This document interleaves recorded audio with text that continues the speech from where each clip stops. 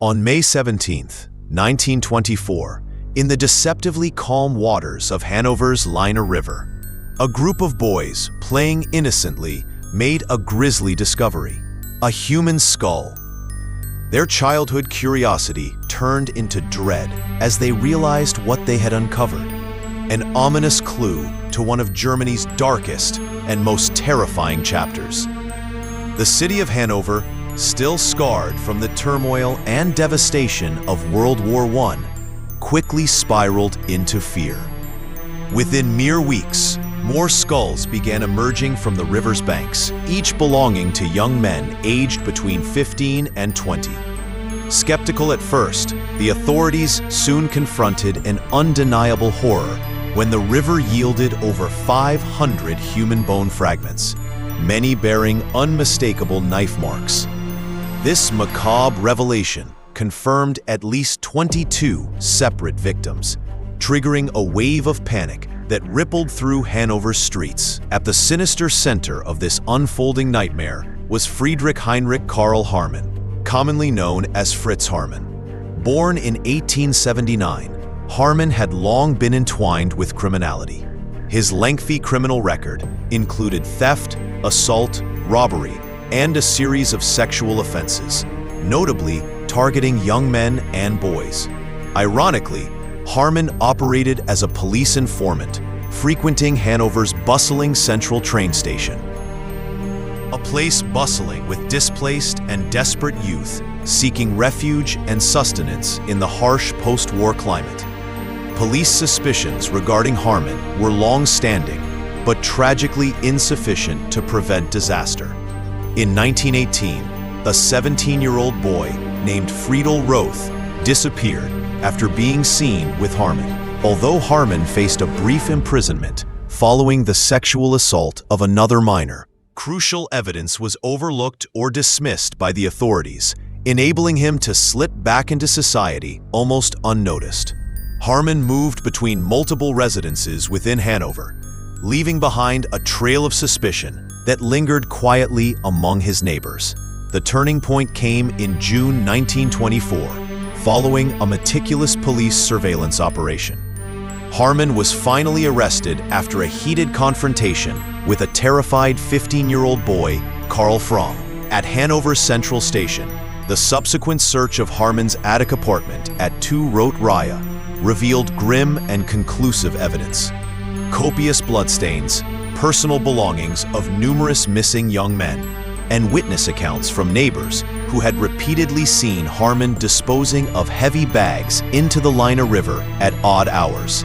Initially, Haarmann vehemently denied the accusations, attributing the blood in his apartment to his black market butcher trade, a plausible explanation given the post-war economic conditions. However, as families identified personal possessions belonging to their vanished loved ones, Haarmann eventually broke under the weight of the mounting evidence. His confessions sent chills down the spines of investigators. Haarmann detailed how he would bite into the throats of his victims during violent assaults, an act of savage brutality earning him the terrifying moniker, the Vampire of Hanover. Yet, even amidst these appalling confessions, unresolved mysteries endured. Haarmann suggested that his true victim count was between 50 to 70, far exceeding the 27 murders officially charged against him. Furthermore, Haarmann curiously disputed the authenticity of several skulls found in the river, implying the existence of another killer, perhaps another monstrous figure haunting the same city. An idea dismissed swiftly by the overwhelmed authorities, but which nevertheless haunted public imagination. The ensuing trial, dramatically publicized and sensationalized, gripped the nation. Haarmann, disturbingly calm and composed throughout, infamously remarked that he approached his impending execution like a wedding celebration. He openly expressed bitter animosity toward his father, a dark figure from his troubled and abusive childhood, who Haarmann blamed in part for his grim fate. Hans Granz, Haarmann's young accomplice and companion, received a sentence of 12 years imprisonment, escaping capital punishment due largely to insufficient direct evidence and conflicting testimonies. Haarmann faced execution swiftly, meeting the guillotine on April 15, 1925. His composed demeanor, even in death, only deepened public fascination and horror, inspiring generations of speculation, debate, and conspiracy theories. Historians and theorists continue to question the full scope of Haarmann's admitted crimes, speculating whether he served as a convenient scapegoat for a society desperately seeking closure, or if deeper societal negligence or another unknown predator operated unnoticed. The shadow of Haarmann's crimes remains etched in history, emblematic of post-war Germany's profound vulnerabilities and societal breakdowns. So, as we revisit the haunting waters of the Leine River and the chilling narratives surrounding Haarmann, we must confront an unsettling question.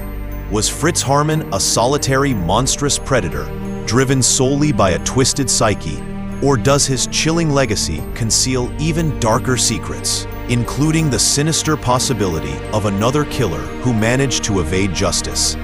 Now we turn to you. What do you believe truly unfolded during those harrowing years in Hanover? Was Fritz Haarmann alone responsible, or was there something even darker hidden beneath the surface? If you found yourself captivated by this chilling tale, remember to subscribe and follow us for even more stories from the darkest corners of history.